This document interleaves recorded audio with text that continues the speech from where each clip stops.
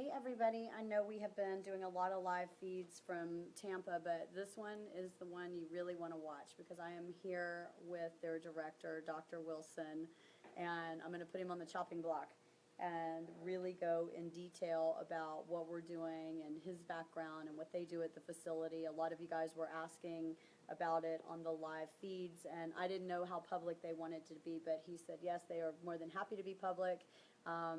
What we want you to know is that this is a third party who we have no affiliation with other than we've written them the check. And besides that, they are scientists. They do research all the time. And I'm going to let Dr. Wilson tell you quite a bit about what they have going on at ASPI besides the fascia blaster study. And then we'll also talk about our study and why it's so important for moving ahead in the future to make sure that we have the scientific research to back everything that we've been talking about. So I'm going to turn the camera around, and this is Dr. Wilson. Hold on. I don't know why if I have a little, there you go. Okay. I think I put my sweaty hand or my oily hand on there. So give them a little bit, the first thing that I'm going to come under attack for is the qualifications of you guys. Like, well, what kind of facility is this and what kind of education do they have? So I was so impressed when I came and found out really how many, I call it the letters, how many letters we have. Tell them a little bit about yourself and also the staff here. Sure, absolutely. So, well, like Ashley said, my name is Dr. Jacob Wilson. My background is in body composition, the impact of different training or different interventions on body fat in particular. Mm-hmm. So my BS degree is actually in nutrition. I have 2 master's degrees, one in sports psychology, one that's in exercise physiology. I have a doctorate in skeletal muscle physiology, and on these topics, particularly in our body composition, I published close to 200 papers. Yeah. Yes. And that's your passion is the fat loss and doing that the best possible way. That's my number one focus. So we've done tons of studies. I've run hundreds of trials. This facility here is essentially a state-of-the-art facility where we objectively look at all of those things. We can look directly at fat from the top of the skin to literally the beginning of the muscle itself, like in real time, and zoom in. We can scan your whole body and look at muscle regionally, whole body, fat regionally, whole body. We can look at anything in the blood. We can look at nervous system activity, all the way from... that is, everything that you just mentioned, if I just kind of roped that in, we are talking about every major health risk factor as well as every single factor that could affect a pro athlete being that much better. It's the full gamut of things that we can look at. Yes, and that's what we look at with a lot of athletes, and even people who just want to be their best overall, athlete or non-athlete. Well, I can tell you, we already had a lot of the ladies on here going, how can I get tested? Because it really isn't that normal. I was sharing with Dr. Wilson right before I turned on the live feed that I visited several facilities. So what do you attribute this one being so comprehensive to? Well, I think it's all centered around like human optimization in general. And I think one of the things that, you look at is part of that is connective tissue, part of that is body composition overall. And one thing I learned early on in my career is you can't just look at one thing. There's so many things that affect human physiology, and we try to bring it all together in this facility, including a host of experts in mechanics and body composition, nutrition, all coming together under one roof. And you've never specifically had a fascia person here before. This is the first time. We need to change that. This is the first time. Yes, this is the first time. Well, I think you're right in line with really where society is. This is what I'm running into, particularly when I move out of the realm of pro sports, where I came from, like just into normal people. Most people haven't even heard of fascia, much less study it or publish papers or, any of that stuff. So it's going to be really awesome to have this facility, looking at it and scientifically proving it. So I do want to talk about that because, when I do this in business, people ask me in business, how did you make this happen? And I'm like, look, numbers don't lie. They say, which ad do you want to run? And I'm like, well, which one performed the best? And I feel that I have that same approach with, how long do you do the fascia blaster? What's the best pressure? When can we expect results? Like what's actually happening in the blood? I want the numbers. So can you speak specifically to how scientific this is and why? As far as the experiment itself? Yeah, the studies that we're doing. Good question. So basically what we're doing is first off, everything always has to be objective. And so what we have is we do have a team of scientists. Ashley specifically said we want to look directly at fat, like directly at it from, again, the top of the connective tissue, right below the skin, all the way to the muscle.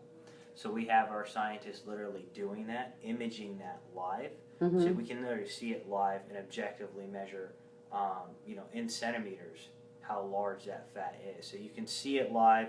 We transport. Yeah. So not only can you look at like total body fat index, but you can literally look at I reduced it by 1/4 of an inch and it was actually fat, it wasn't fascia, it wasn't inflammation, because we're looking at it, the ultrasound is the one that does that. That's huge. Yes.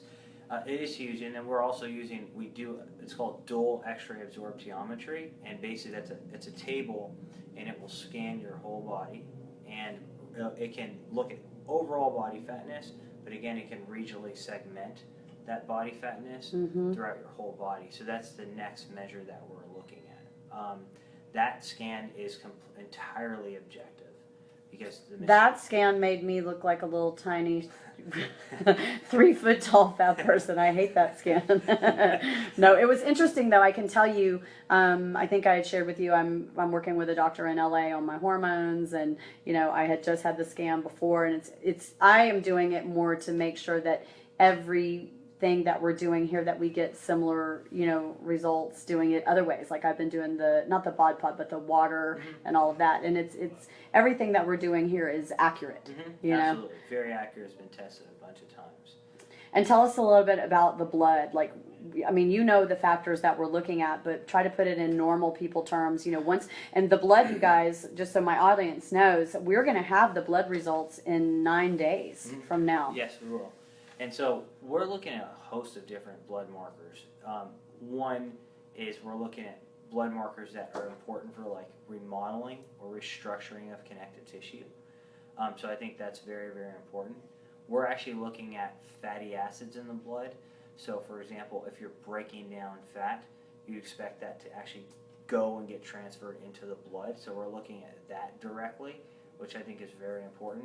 Well, I think it's important for us, like as fascia blaster users, to know, we talk a lot about the fat lysing. We know that our oils have a thermogenic effect, which have already proven to, kind of melt and get rid of fat and all that kind of stuff. But this is just a whole nother level of being able, we're going to be able to tell you exactly how much fat came out, right? That's the point. Yeah. In the blood. Yeah, you can check that out in the blood.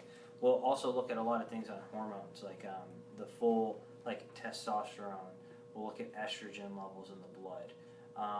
Markers of inflammation, which is huge. I think it's huge. Yeah. Very huge. Markers of inflammation.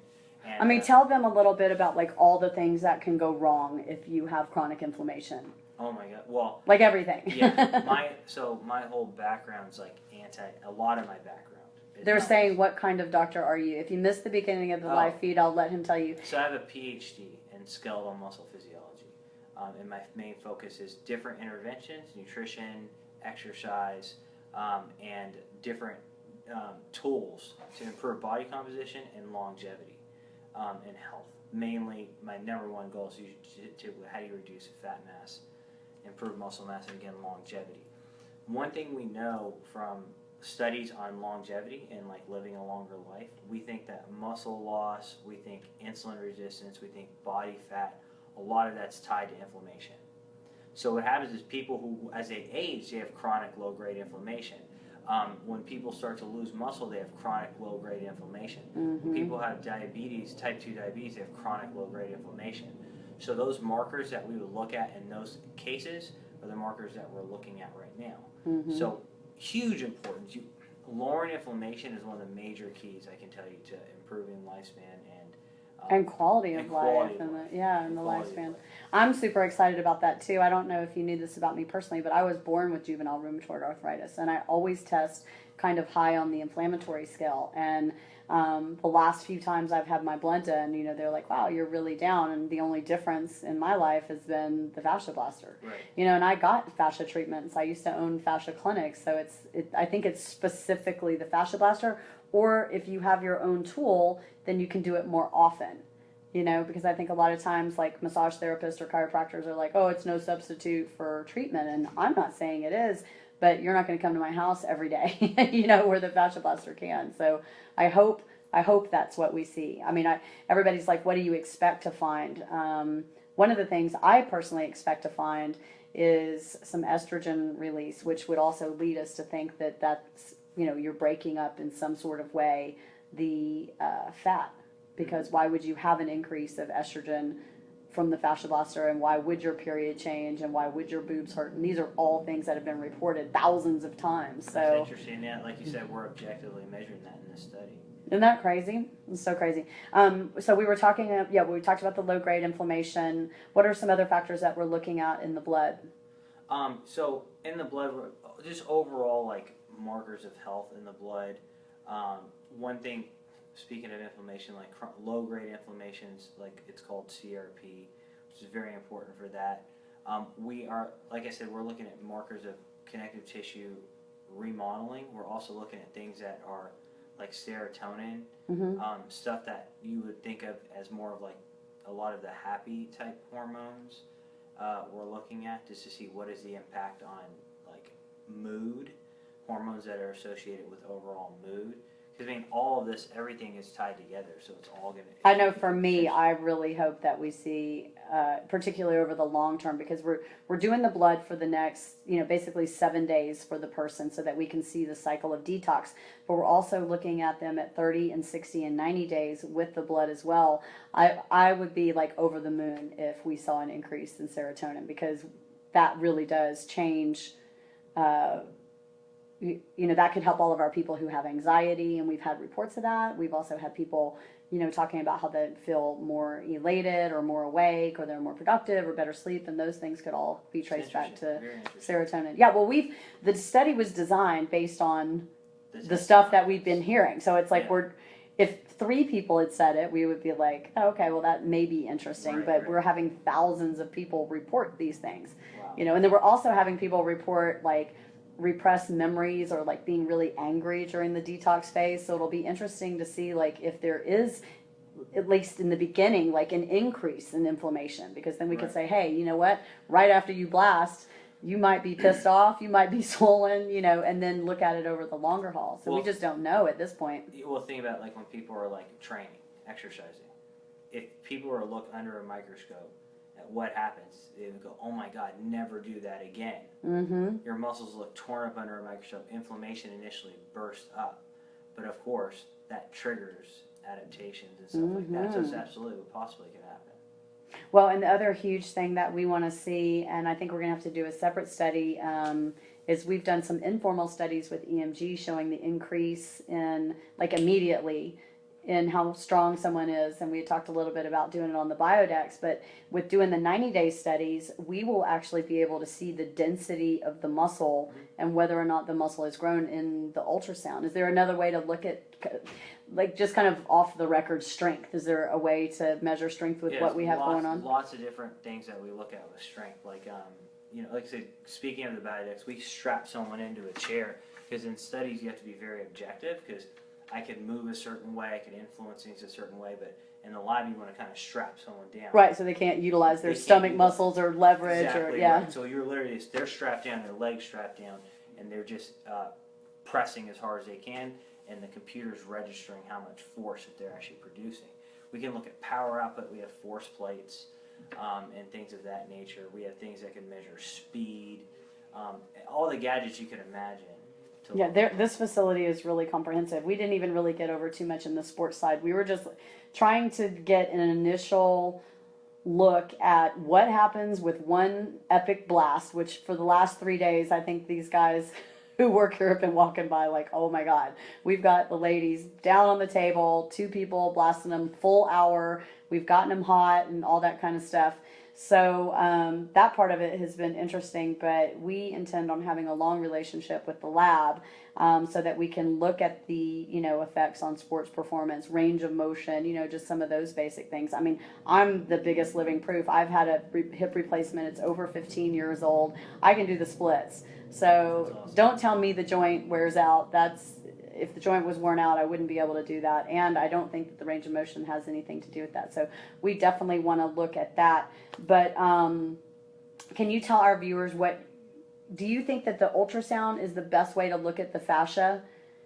I do, because I think you can look directly at it. So it's like a direct image. And then you take that image and we export it to, we'll export it essentially to computer software program. That allows us to make very objective measurements on it. And that's the thing. You can see it in real time, but then when you export it and you have really high level software, that's when you can really... Right, to read it, kind of, yeah. Exactly right. So I think that's very, very important. And of course, as well, we're looking at things like metabolism as well. Oh, yeah, I forgot. We didn't even really talk about metabolism. We measured, the VO2 max. What else did we do as far as the metabolism? We're directly looking at how much calories that the individual's burning before and after, and then what that looks like. So in other words, we can tell if you're burning fat or carbs. So one of the things we're looking at directly is... That really helps you to decide on your nutrition too. Oh yeah. 100%. Yeah, I think I know from my own personal self, I have been through these tests, and I have changed my diet even a little bit from the diet that I've always done to lean out, because it's like as I age, my body's changing and I'm burning fat in a different way. So that's going to be really cool to have those tests. You're going to have everybody flying down here wanting to get these tests. Awesome. Can you speak a little bit, to the objectiveness? Ashley Black and ASPI don't have a relationship, and there's a reason why. There's actually a lot of companies out there that have their own labs. Yeah. I didn't want to have my own lab. Yeah. I wanted to use a group who this is all they do is test, train, and retest. And so can you just kind of, I guess, give assurance of how these results in no way could be skewed? Yeah, well, I think the biggest thing that we do is this. First thing we do is everything is objective. So we're using computers to quantify this stuff.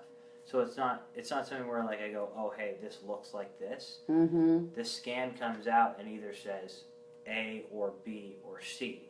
So it's the blood doesn't lie. You measure it, you run an assay. It's like that's the number. So what we're gonna do is with Ashley is we take all of this information for you guys, and then we compile it into a report where we show averages overall. There's graphs, there's everything like that, but then the raw data that we collected, we hand that over as well. So you have raw data, and you have this, and then anyone can actually come and look. Hey, I don't think that's true. Come look at the raw data. You can add it up yourself. I think that's the main thing, is like as long as it's available, you black out. It's available. It's like here it is. It is what it is. It's on the machine. It shows what it is. Right, and we put everybody through exactly the same protocols. Yeah. Right. But it's very important to be objective, especially in science, and just say, here's the results. Here's what's going on. Totally. People, I think, are curious. Even me, because I didn't know, because I had tried to get studies that would be legitimized so that I could put something on TV, which are the FCC laws. But since you're a published author with the medical community, tell our normal people, what does it take to actually have a study to be considered clinical research? So basically what ends up happening is whenever you do like a study, you have to go through like a series of processes. You have to collect all the data. You have to collect it, and then you have to submit it for peer review. So basically it's like, here's the review process. You have several scientists review that work and go, this is legitimate, this is not. No, you need to go back and recheck your numbers. It's a very, very, very rough Yeah, the rigid brutal, process. Yeah. rigid process. And what about, why is the kind of the magic number 30 participants? Why does the medical community feel that 30 Good is? question. Good question. I would say it always depends on like the what you're studying.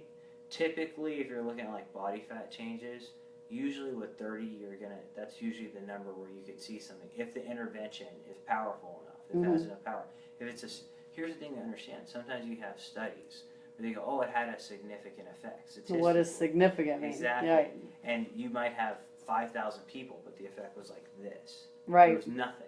But because it was 5,000 people, it's like, oh, there's so many people, even though the effect's pretty much nothing, you see a result. If you have 30, it basically means that you have to have a large enough result to where actually it's practical.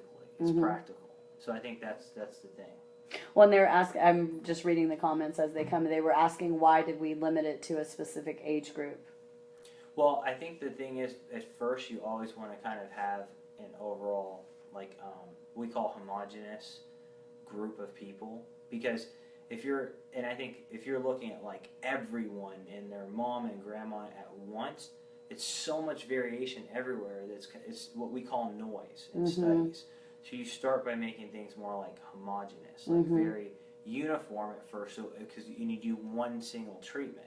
Science is like a continual Yeah, if you process. do like a whole bunch of different stuff on a whole bunch of different populations, then you get too many variables. Yeah, we were trying to narrow those variables down. Correct. To make it more accurate. Yes. For sure. Also, so at the end of this 9 days, all we're going to really know is what happens with one blast.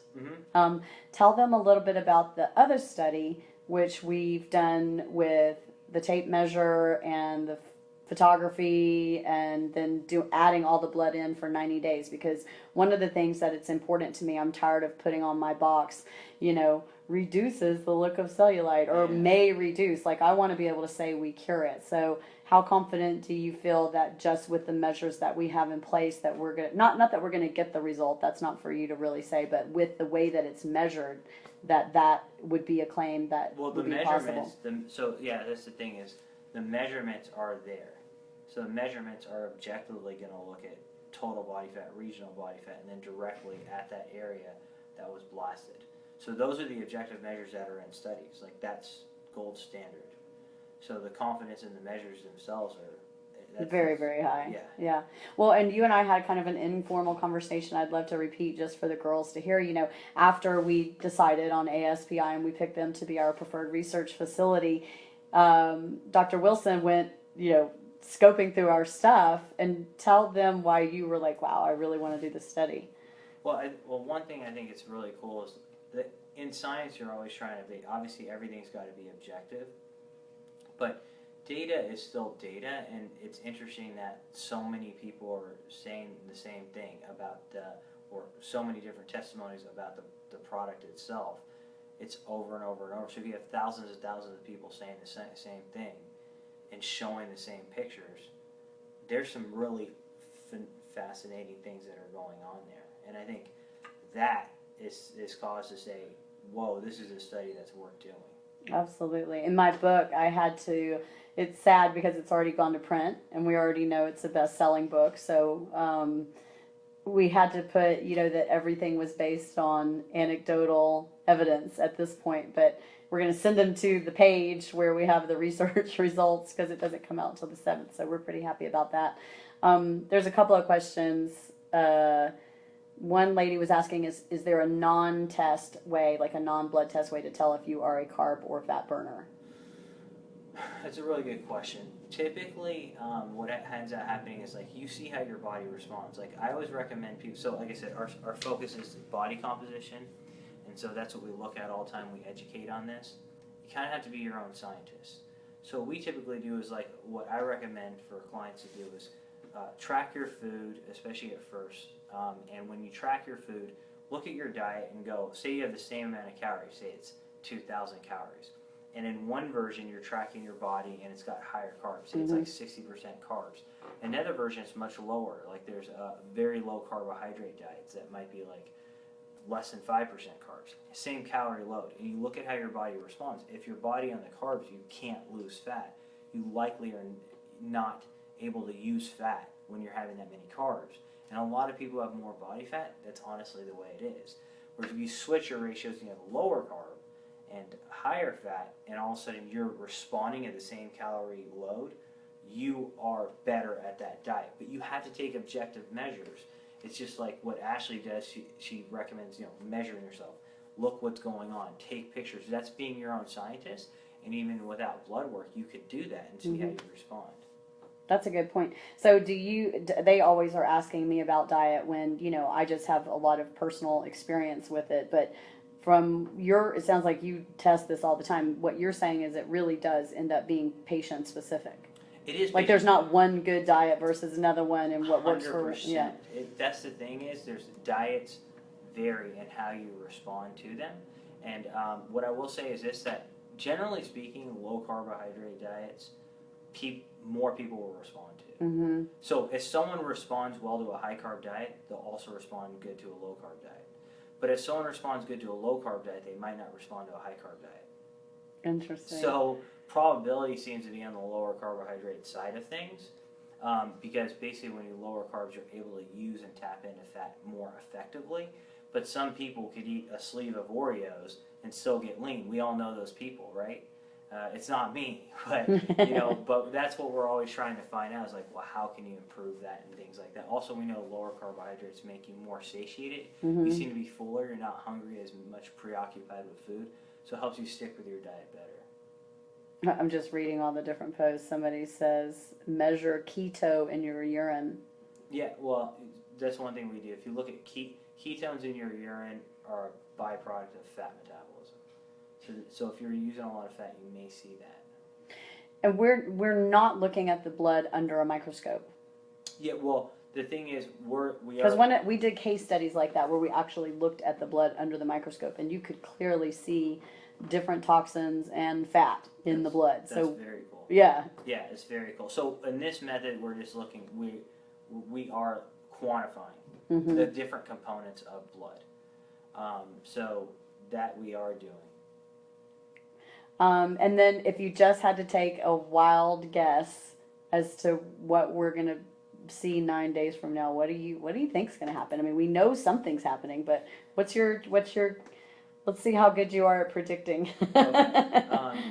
That's a really good question. So again, I try and stay as neutral as possible, but the one thing I'll say is it's like if you're utilizing the device predictably with that type of protocol, you would see metabolism increase.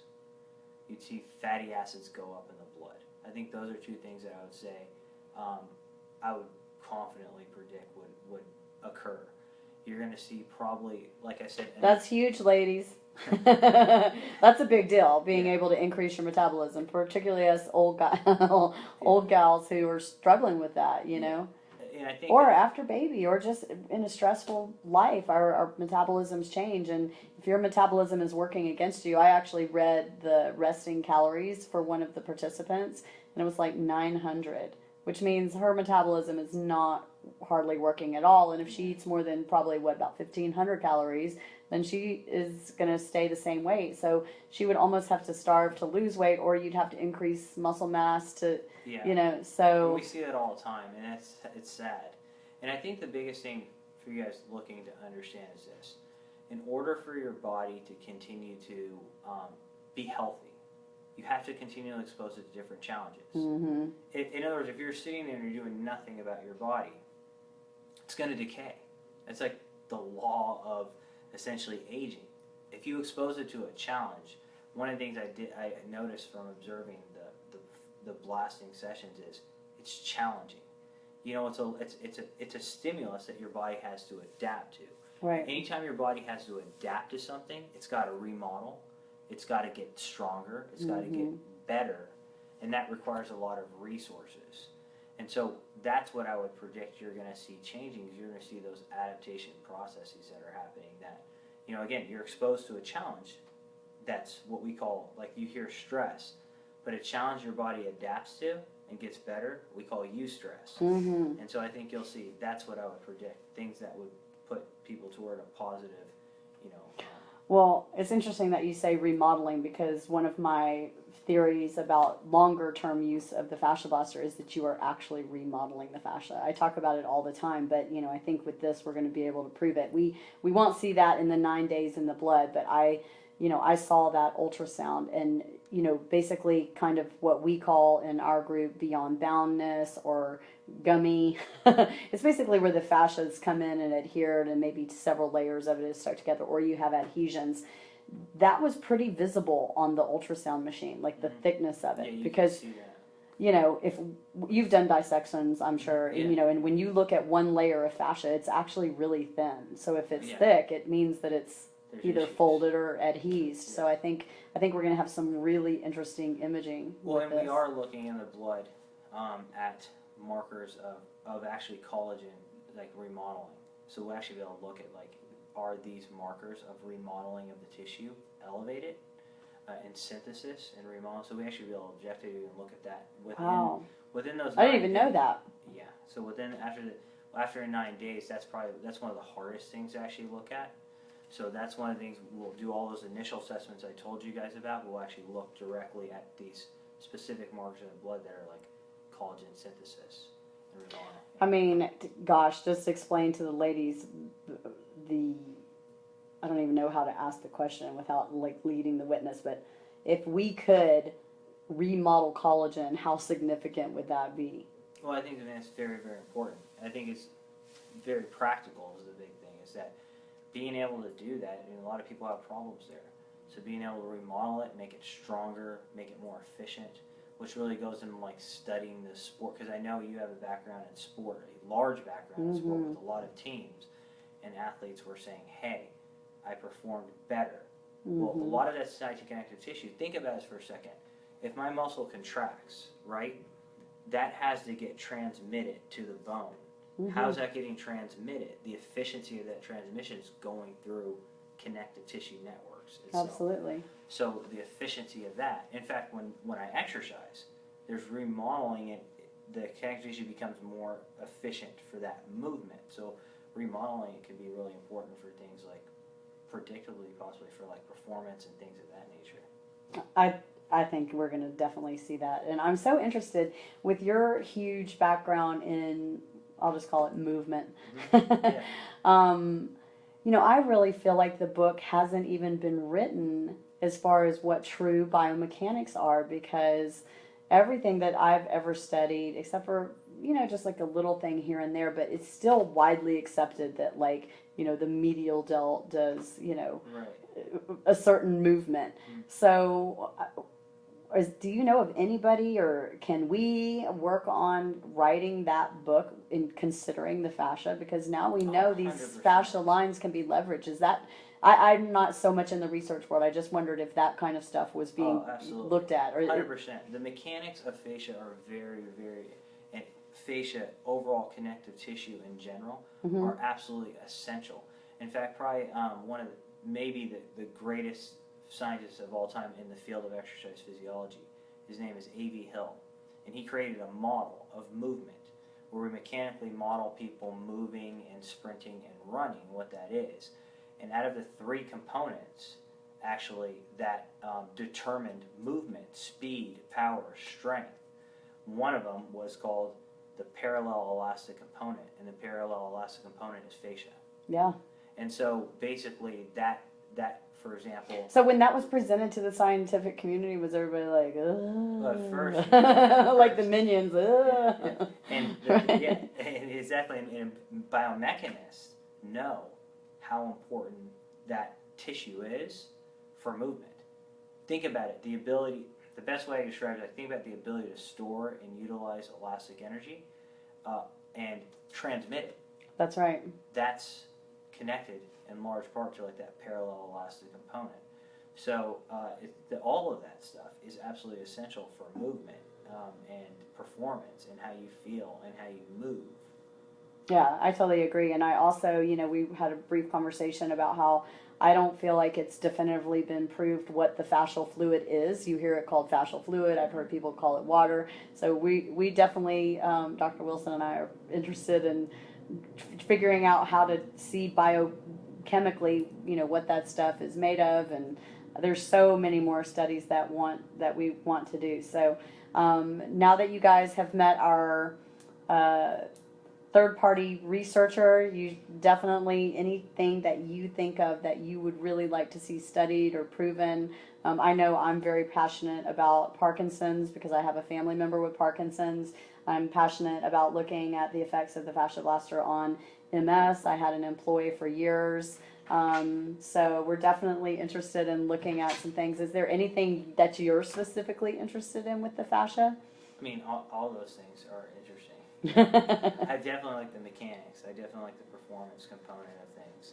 I was going to say, what is the directive right now if we sat your whole staff down and said, what are you guys most interested in looking at, proving, understanding better? What's the direction of your business? So the thing is about me, is I'm very much curious. I'm curious like a lot of scientists, and my whole objective is, in short, human optimization.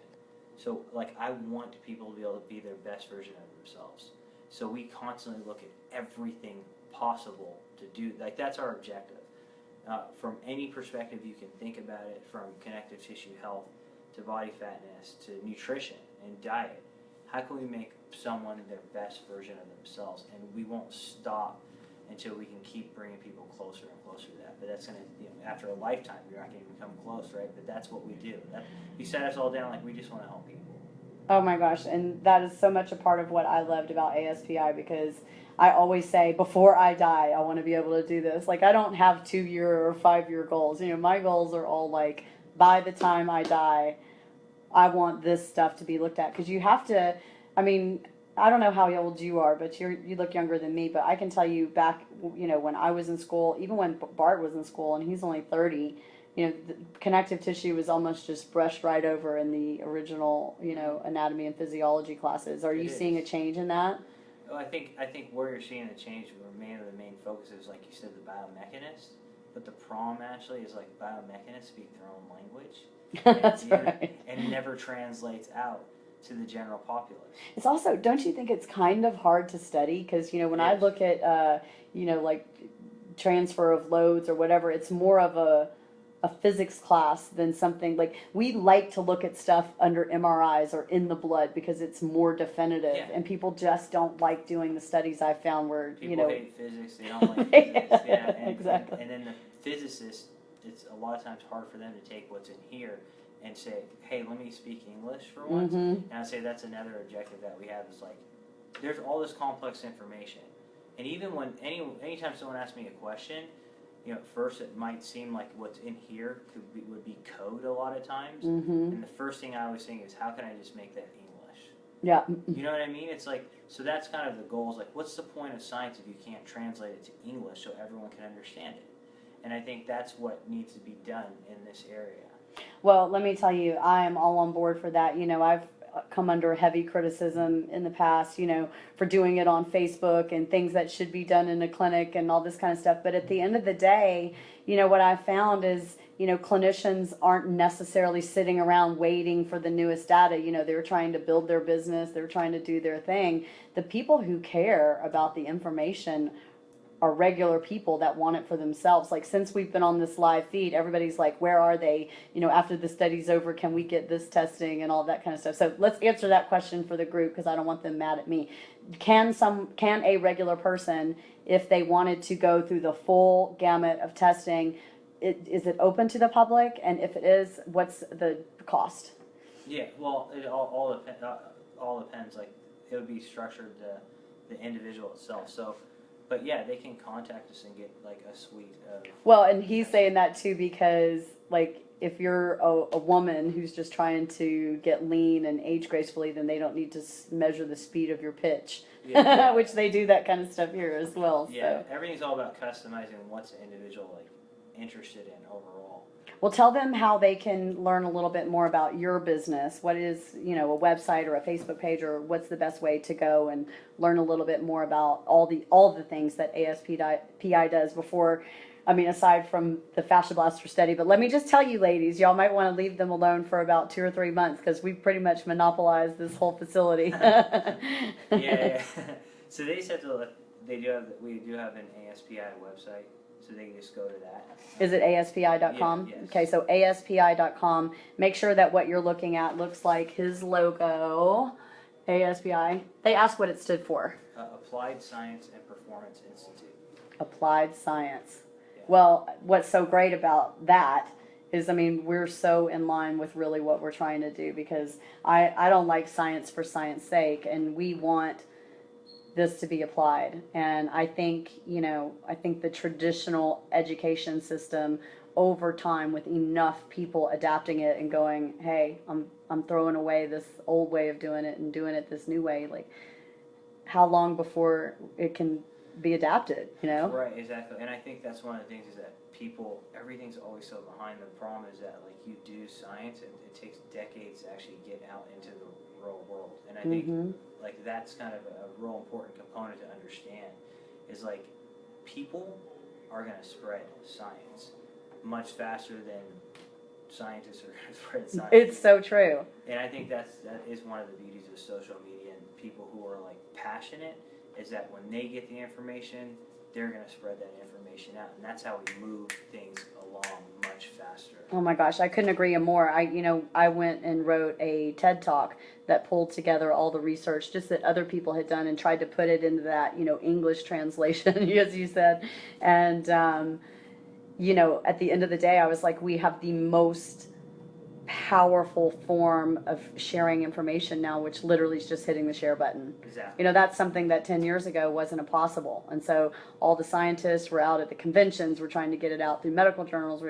I've been down that route. I've given those big lectures at, the American Baseball Association. And at the end of the day, there's nothing more powerful than, like, well, let me say this, a group of crazy women. I think we share information even more so than men, usually with our husbands. But anyway, everybody's trying to schlepp me out to go to lunch, but I definitely wanted you guys to get a chance to meet Dr. Wilson and know who was really behind the studies, and would love for you to go research the facility. I think once you do, you'll see really how amazing what we're doing is. And I don't know a lot of companies that saddle up the money and the time and the energy and effort to do it, but this product is going to have a ton of information behind it, aside from your 130,000 person, results. But we're going to have some real science. So thank you for joining us. All the ladies are like, he's so cute.